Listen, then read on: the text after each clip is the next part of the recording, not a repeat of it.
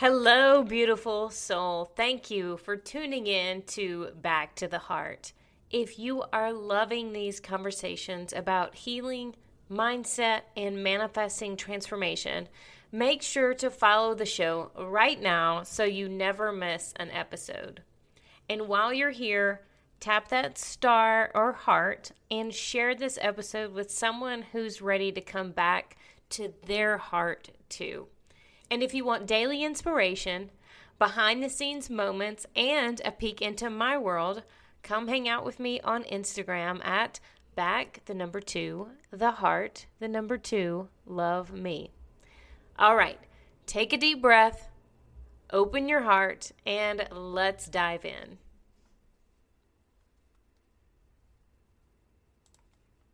Back to the heart. What if the life you've been searching for starts the moment you return to your heart? Welcome to Back to the Heart, the podcast for people who are ready to release old stories, embody their truth, and create a life that feels aligned, safe, and real. I'm your host, Amanda Roa, Identity Expansion and Embodiment Coach. And here we talk about healing through storytelling, nervous system regulation, self-trust, and tools that help you come home to yourself. You'll hear powerful conversations with guests sharing the breakthroughs that changed their lives, and you'll also get solo episodes with insights, language shifts, and real life practices to help you reconnect with who you are and call in the kind of love you once believed only existed in fairy tales. Let's get into today's episode.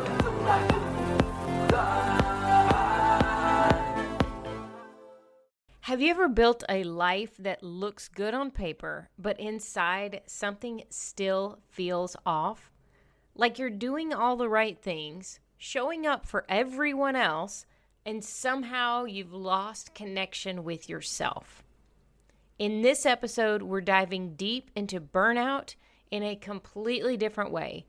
What it really is, where it actually comes from, and how to come back to yourself through breath, language, and truth. This is for you if you have been living in survival mode, overgiving, people-pleasing, and you are ready to feel like you again. Grounded, alive, and fully connected to your heart. Okay, welcome to Back to the Heart. This is an awesome opportunity today. I have my friend James from my Enlifted community. I keep bringing on guests from different communities that I'm in because that's what I keep chatting to everybody. I'm like, hey guys, like this is where it's at in this healing journey and being part of people that we can continue to support each other and share resources and share tactics and share stories together. So I wanted to bring James on today. He comes from a different background than I do. So I thought it'd be a fun perspective to hear your story, James. So if you just want to jump right in and tell us like your back to the heart moment of when you started your awakening and your healing for yourself, mind, body, spirit, kind of where it took you to get you here. Beautiful. Yeah, I would love to. And thanks so much for having me on, Amanda. I really appreciate the opportunity. It's yeah, very welcome thing. I'm doing my best to get on more podcasts and share my story and yeah, just the work that I'm doing, it's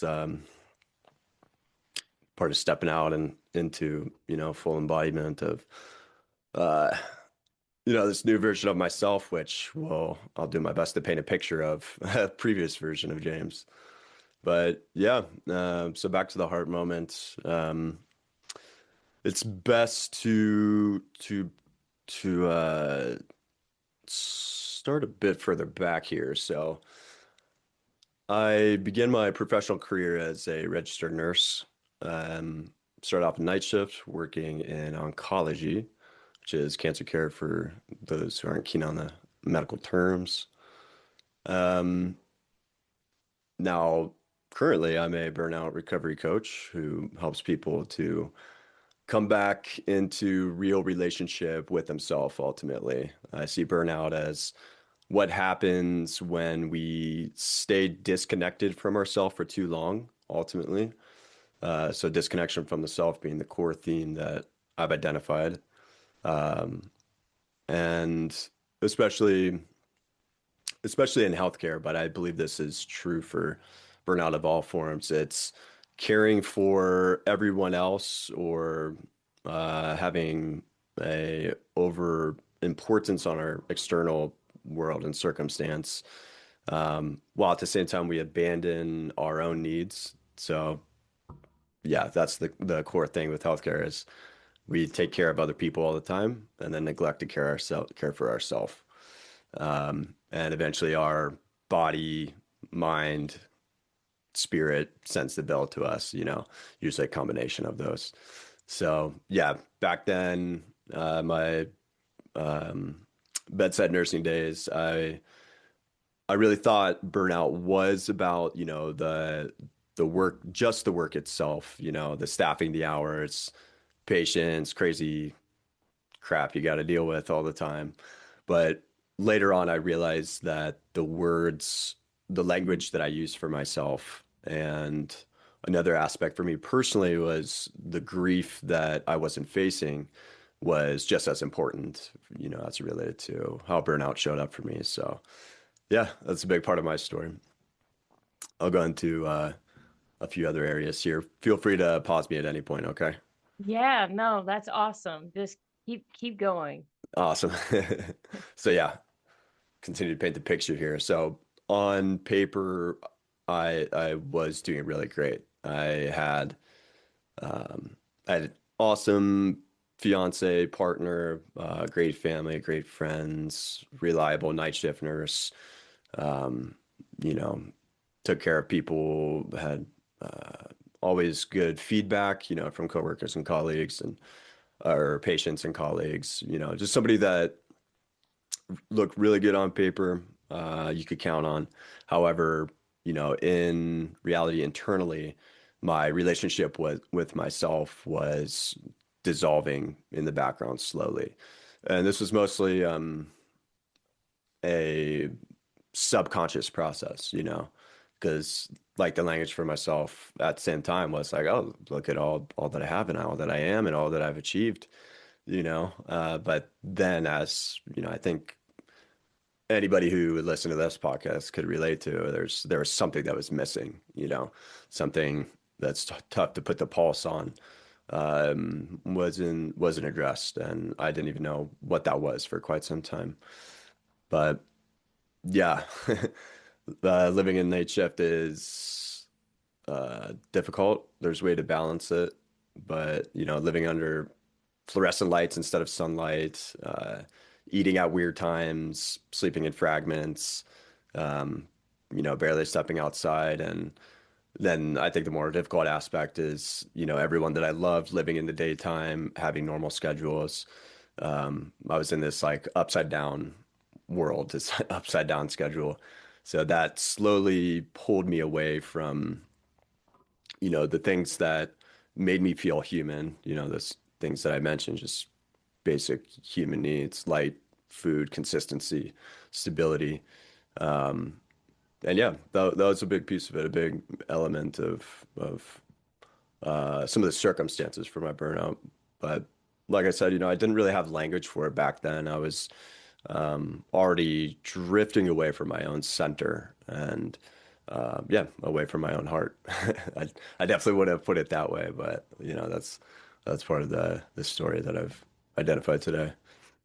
Yeah, I was just thinking about how when we're little kids, people will say, "Well, what do you want to be whenever you grow up?" But that is an occupation, is what you actually would be doing, right? So we put all this focus in our entire lives on checking the boxes of what to do. And you were doing all the things, you were checking all the boxes. And who you become, if you focus all on the doing, then that's who you become, is what you do. Mm. instead of actually who do you want to be.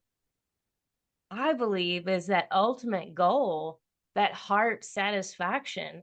But if we can focus on who we want to be, who we already are, right? That version of our being, then that's what we do, is that being of ourselves. And it gets like, when that those roles get so reversed, we forget who we are, and we forget how important our health, our safety, our nourishment is when we're Mm. caretaking and people pleasing and living in this do world outside of us. So well said. Couldn't agree more. Um, yeah. There's, I mean, there's so many pieces here. A key piece, for me, and I think I'm sure a lot of healthcare pros is, we get a real sense of meaning, of who we are from being of service. That was the main thing that got me into nursing. Like in high school, I just knew it was what I wanted to do because I identified it as a role where I could be of service and help people, especially in their hardest moments.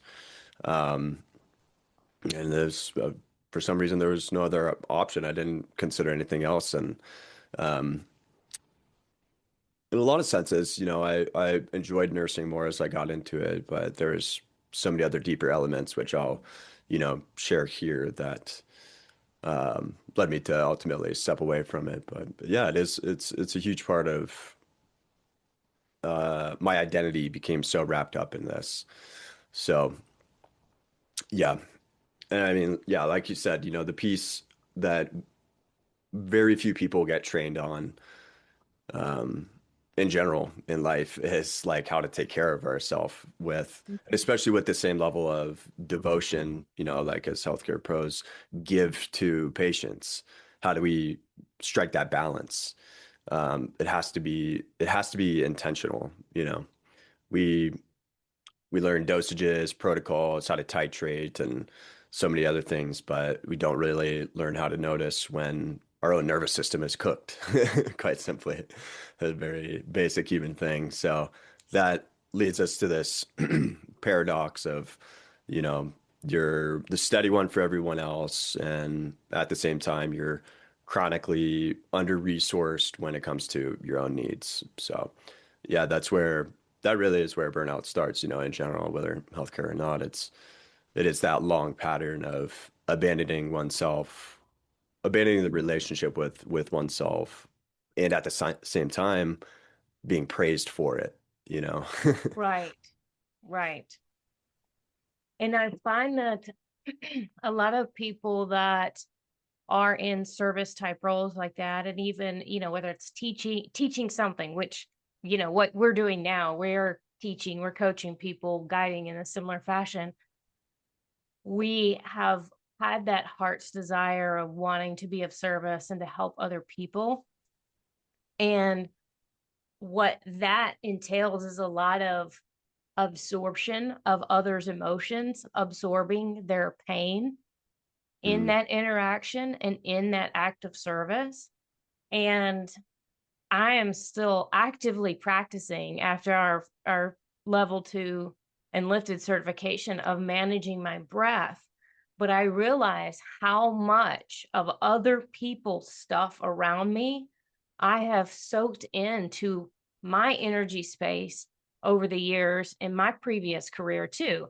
And I believe so many people do that, and that can lead to additional pieces in that burnout formula, right? mhm. Is soaking in that energy, and how being able to manage our breath now, how important that can be in any occupation that's out there. And, being in a relationship and being a parent and being a sibling and being a child and being a coworker and being a boss, and like all of those different roles, like how important just the breath, and how you can see it Yeah, from this side now. yeah. Absolutely. It is.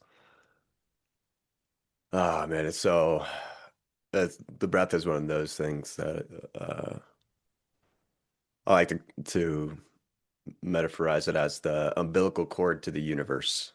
I You like know, it's that. yeah, it's so easy to overlook. And again, it's something that most people aren't trained in how to do the basics.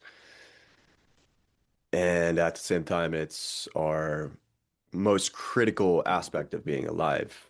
Um, when we realize that and realize the simple power of it, like all the different ways that we can use it, uh, I believe it's the strongest tool that any human has in our tool belt. Um, yeah, it's so cool. It's our life force energy. I Yeah. mean, it is what that is whenever we become alive, is when we take that first, you take that breath of air and the last air, and you're no longer alive. Mhm. So it has been such a huge part for me from, just everything from breath work to the story work that we've done with Enlifted, and realizing that that is the biggest part of getting out of that hustle rush lifestyle and that constant go and do and do and do and overdo to the overwhelms area, is because there was never enough time to slow down. I Mm. mean, I realized I was rushing to brush my teeth, you Mhm. know, and eating too fast. So then having like digestion and like burping, I'm like, what's because I'm taking in too much air, because I'm Mm. chewing, I'm eating too fast, because my breath, I'm like panicking with soaking in the right amount of breath while I'm chewing. You're actually supposed to chew most your food almost completely digested before you even swallow it. Well, I was like, I'm not doing that. I just chew it enough to swallow, like I'm not Yeah. chewing it enough. And it sounds like so simple, but it's impacted in all of those different ways. It's not Yeah. just physical activity, and it's sleeping. Those people who have sleep apnea and snoring, like that is a major problem Mm. that is it affects everything. Everything. Oh yeah. I think it's like 32 chews is the ideal number It's a lot for of complete chews, right? mastication. Yeah. It is. It's Yeah. mind-blowing. But if we do that, then it really does invite this next level of presence into, enjoying the food and gratitude to have the food and to the animals and the plants and all the forces that allowed it to come to us, right? Like just that level of slowing down invites that possibility. Yeah, it's so cool. I mean, you're really hitting on something key here, like breath as a prime mover for yourself, your own development, and also um, you know, absolutely for myself. I can't say it's like the most important thing, but it's on par with a number of other factors that were essential to my recovery out of burnout and what I help others with today. And so, it's this idea of holistic health, right? That's something that truly saved me, during this time that I was speaking to before. And holistic just means like I think people have like I love definitions and I think some folks have an inaccurate idea or like a misconstrued idea of holistic. And quite simply, it's just it's holism, to look at all pieces of something. Or we can consider like circular thinking instead of linear, uh, you know. So what does that mean? It means that we address all pieces of the puzzle of health. And so it can be helpful to categorize this or put it into structures. And so one structure is six foundational principles of health. So the yin ones, so energy recovering would be sleeping, eating, and hydrating. And then yang, or that the ones that help us to, or it could be categorized as us expending energy, thinking, breathing, and moving. Sleeping, eating, drinking, breathing, thinking, moving. We can take an assessment of what we're doing for all of those things, and there is our individual picture of health. So, that's a helpful way to understand holistic health. And a big caveat that I'll add to that though is this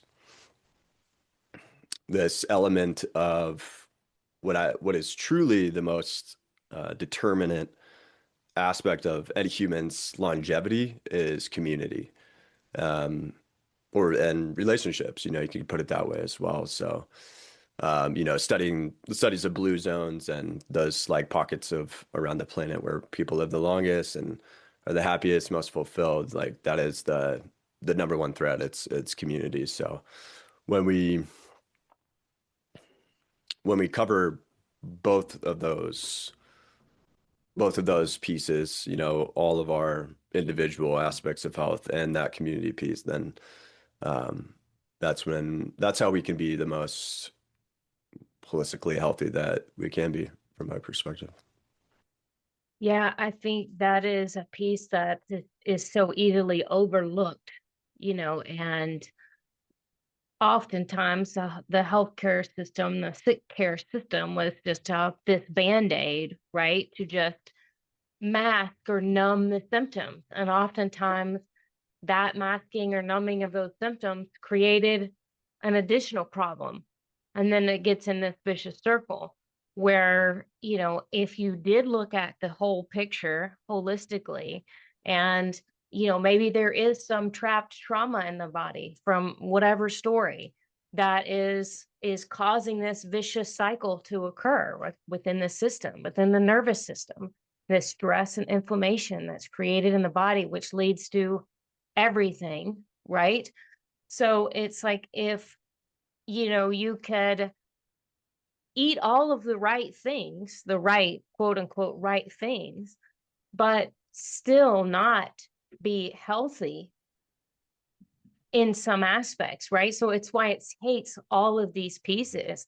Like that's how, part of this work and what I'm doing with this, with the story work and with helping people, right, is that this is an ongoing process, and there are all these different modalities. That's why I love having different people from different specialties that are in this arena, because, just to say just the story work alone, no, we're just going to do story work and you're going to eat, Pop Tarts and Snickers all day and Mountain Dew.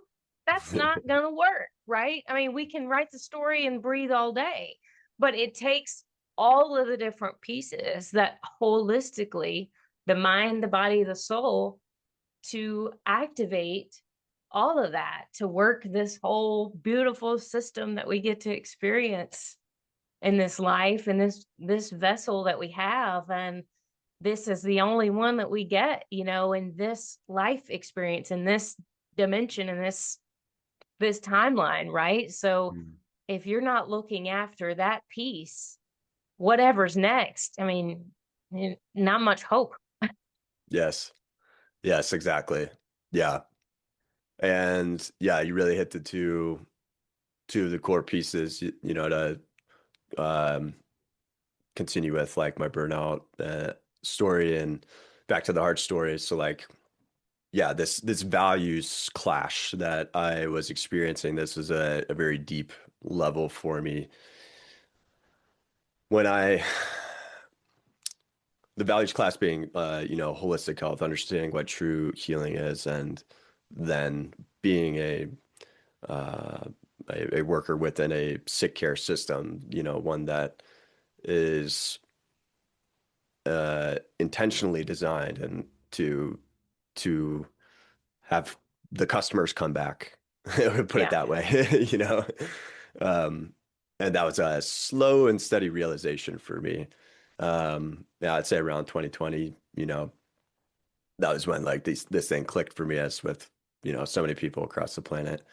But yeah, I was still working nights at that time. I had started travel nursing. So I was at the front lines, you could say, of the pandemic, and man, what a time to be alive.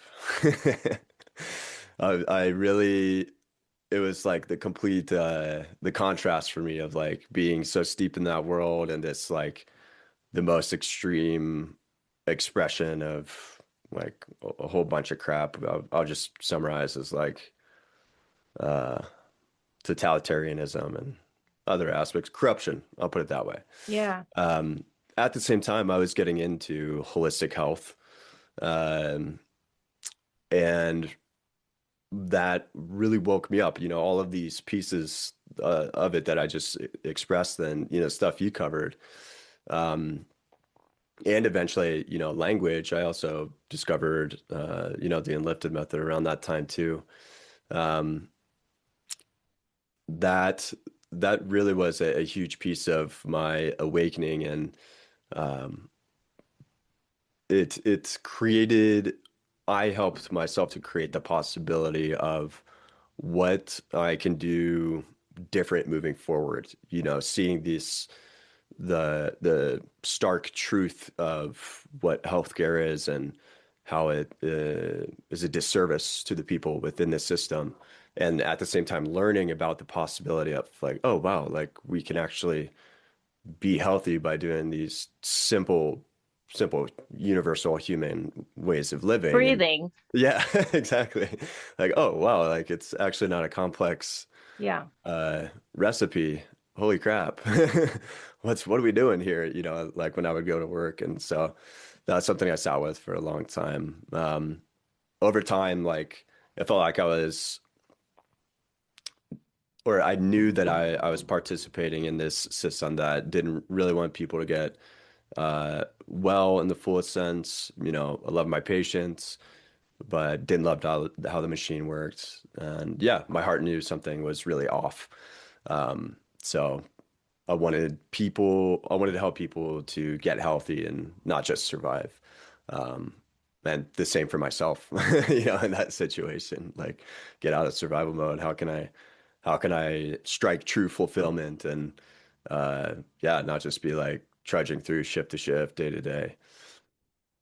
Um, a big turning point though, I'd say the turning point for me was, you know, the cost of like the culmination of all of this showing up in my body and then life circumstance. So um physically there was like I remember there being a stretch where I hit this point where I couldn't go through a night shift anymore without taking a nap at like 2 or 3, which was something that I didn't have to do before.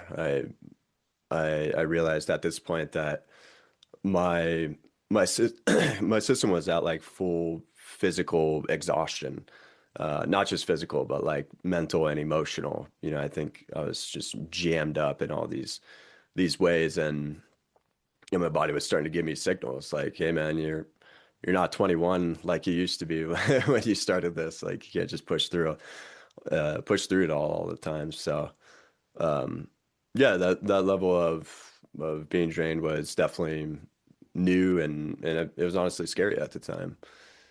And then the true kicker, like the true rock bottom moment in time for me was when my father passed away in 2021. So that loss hit deep as the hardest and most painful thing that I've ever experienced.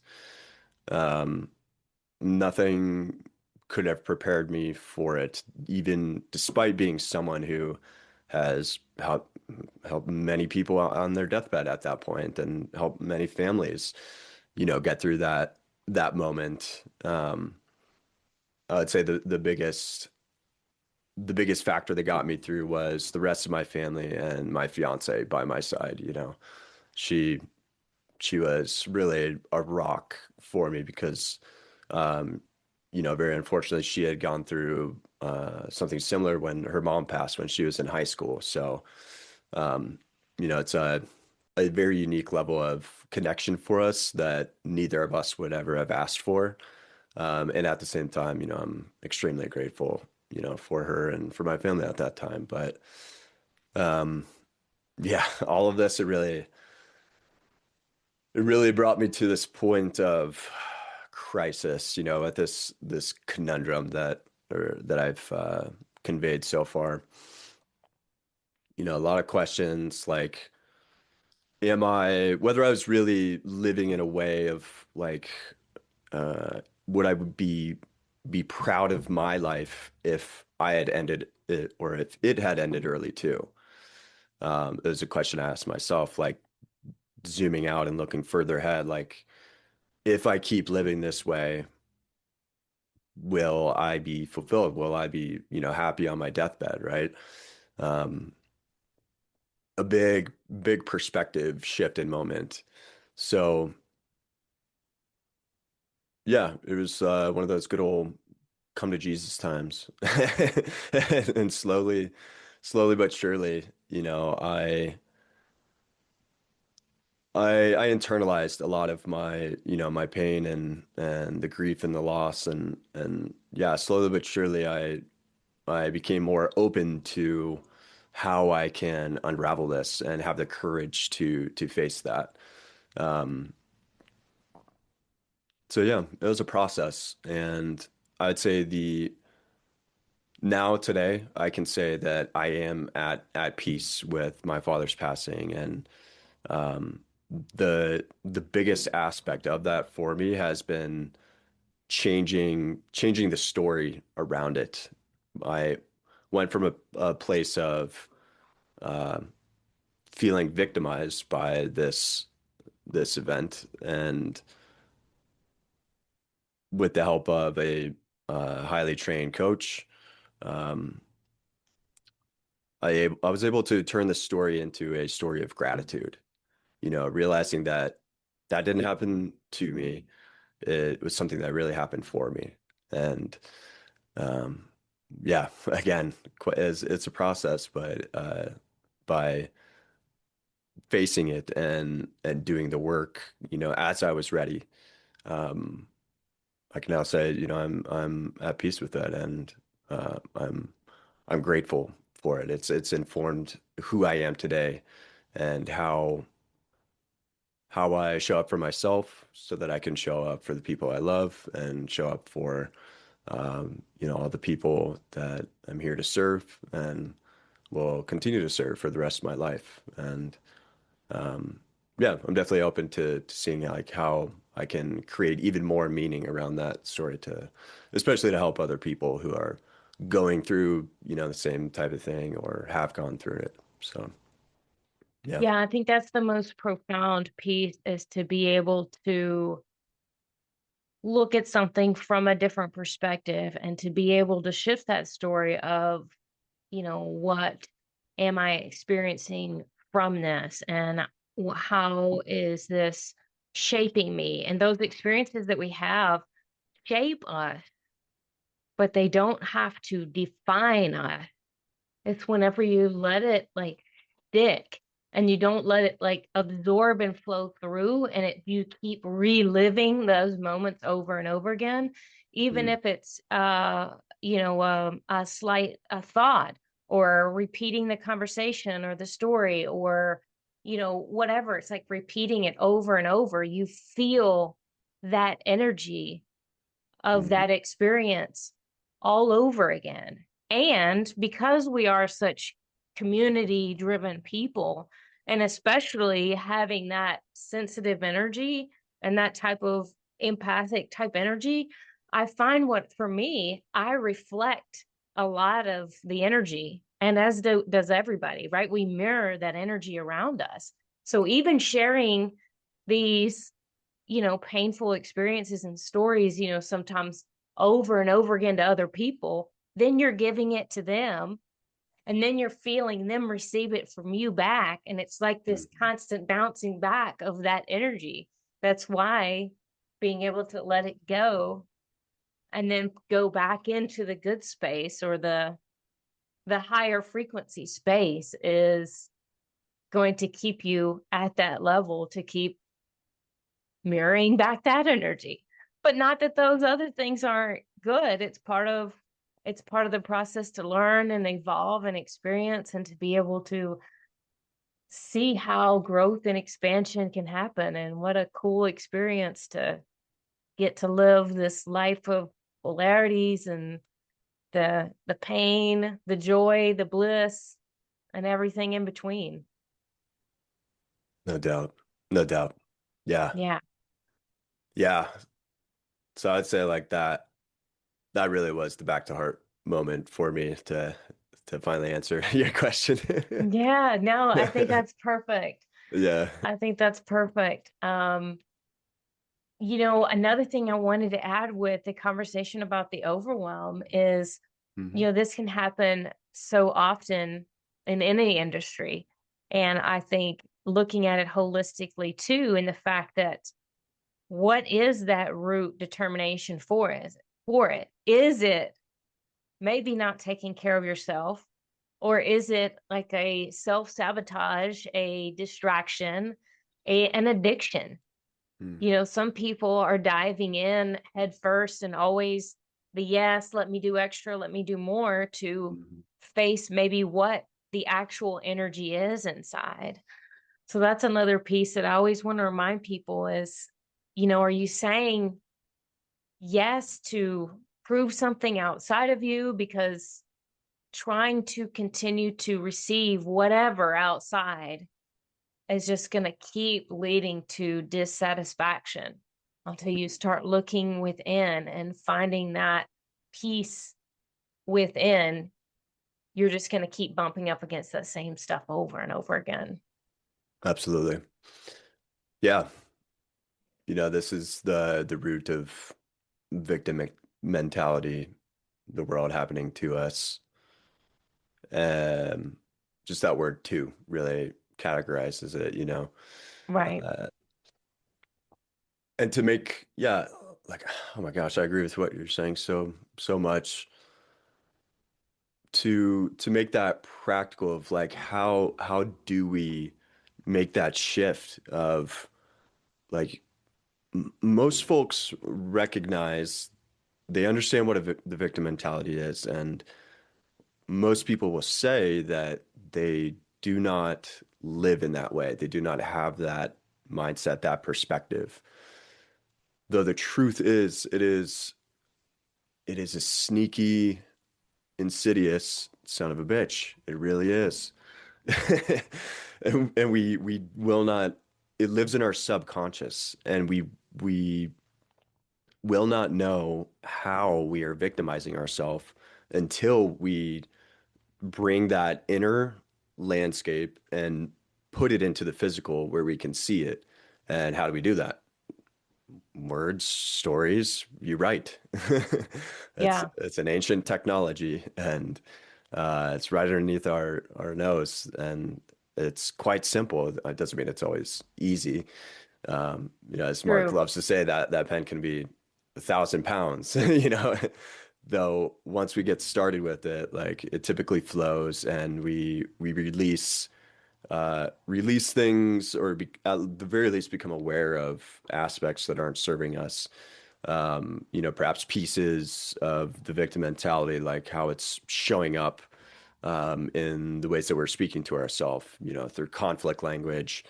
Um, and we can learn how to identify that. And in doing so, that is the process of how we can begin to shift out of the victim mentality and into more of a creator, architect mentality, or otherwise being the hero of your own life. Um, yeah, it's helpful to make this practical. Um, Definitely. I believe one of the biggest shifts for me in doing that was changing the language of saying have to or need to. Of course, should, like, should is the worst, right? But But a lot of people recognize that should is whatever. But they have to and need to, like, I have to go to the grocery store. No, I don't have to. Even this conversation with you today, I had this on my calendar, and I have this meeting today, right? And like, just in the like, I'm choosing to be here and changing everything from an opportunity to I get to do this, I choose to do this, I want to, I desire to. And that being that definition of helping me figure out, number one, am I saying yes and I really wanted to say no, or saying no and I really wanted to say yes, Mm. but taking that feeling of obligation. I think that's where the freedom was pulling on my neck the most, was saying that I have to do this. I have to. No, I don't have to. I don't even have to brush my teeth for the next week if I don't want to. I don't have to. I get to. I choose to brush my teeth as often as I want. Those simple things, I have to do it, creates this feel of obligation, demand. For me, that was like huge. Mm, no doubt. Yeah. Realizing that we have the choice to take that pressure off of ourselves. That's it's a gateway into another way of living, a more sustainable and balanced way of living where we realize we have a choice in every single moment, and that choice, yes, it does bear responsibility, and in a way that's like being an adult. However, it's also how we can create freedom for ourselves, and instead of being um, a victim to whatever circumstances of the world that are occurring, or life events, you show up to work and you gotta, like as a nurse, you show up to work and you got a shitty assignment, two patients are confused jumping out of bed, and you've got a beeping IV with cardiac meds that are important that need to run going on to the next person. Oh, and then the patient that you just saw, well, you know, they got a fever, and like their heart rate is is crazy, and you might have to call an emergency response. Well, that's a tough hand of cards you got dealt there for that assignment, my friend. And in that moment, we have a choice. You have a choice to look at this as, oh my God, all of this sucks. It's happening to me. Like, I have no control over this. Like, oh God, this is gonna be a terrible day. Why me? Or you can realize that all of this is occurring because you're an individual that you're perfectly matched to handle this situation. Otherwise, it wouldn't be occurring. I find that to be an extremely helpful point of view when it comes to problems and struggles, is that taking the choice to have the perspective of, this would not be happening in my external environment unless internally I am ideally suited and matched to handle this difficulty, whatever it is. This is my next test for my evolution, my growth. How else am I gonna get better and be a stronger human without the pressure that's required? And so therein, lies the choice. As an example, in the life of a nurse, that situation is one that I lived many, many times. And hopefully there's some listeners that can, take this, whether they're in healthcare or not, or but apply that to their job, and I hope that can be useful to offer a way to zoom out from whatever, crap you got to deal with, whatever pain you're faced or given in any day. We we can make like you said, we can realize that we get to experience whatever it is, or it's happening to us. And you know, it is a choice. It really is a choice to look on, I know it's so cliche, but to look on the positive side and to be a force to create more of that, instead of the contrary. Yeah, and to also even to the level of choice of I could quit this job and walk out right now. Yeah, You know, totally. you know what I'm saying? Like, yes, there's different things obviously that are ripple effect to that, but there's even still there's nothing saying that you have to do anything like anybody outside of you. And if you believe in, a higher power, a source power of God and God within you, that's that you have that freedom of choice. That was the number one thing that we had. So Yeah. you have that choice. And it's it's beautiful to have community. And I appreciate you coming on here and us being able to share this community and to remind people that there are other folks out there going through this and that there are other options and resources available. And if they want to reach out to you, James, that they're feeling some of this type of burnout and want to go further and explore this with you, especially if they're coming from that background that you've been through that life cycle. So where will people find you? Yeah, I really appreciate that, Amanda. Best way to reach me is through Instagram. That's where I exist the most. I got a growing YouTube page. Um, so I got some content there that you can check out. But yeah, Instagram is the best way. Okay, well, we'll definitely put your contact info in the show notes. Do you have any events or workshops, anything coming up that you want to give a shout out to? This will episode, I'll take out probably, will be like January airtime. Okay, cool. Yeah, nothing in that light right now. Okay. Though I do got some workshop ideas cooking. So it Okay. likely, yeah, perhaps by the time someone listens, I may have done Well, one by then.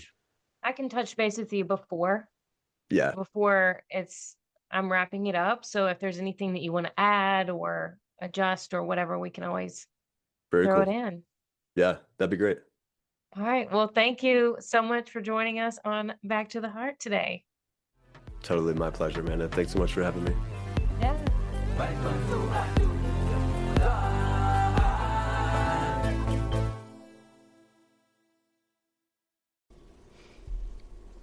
If this conversation is lighting something up in you, if you are feeling that pull to go deeper, I want to invite you into my coaching space. Whether you are just starting to untangle old stories or you are ready to fully embody your next level, your quantum leap, I offer one-on-one sessions or a transformational 4-pack designed to help you shift fast and with real support. My coaching blends nervous system work, breath work, and story alchemy. So you're not just learning, you are living your breakthroughs. You can book a free 30-minute intro call to see if it's the right fit for you. Email me at to love me at gmail.com. That's gmail.com, or find the link in the show notes below. Let's get you back to the heart because that is where your power lives.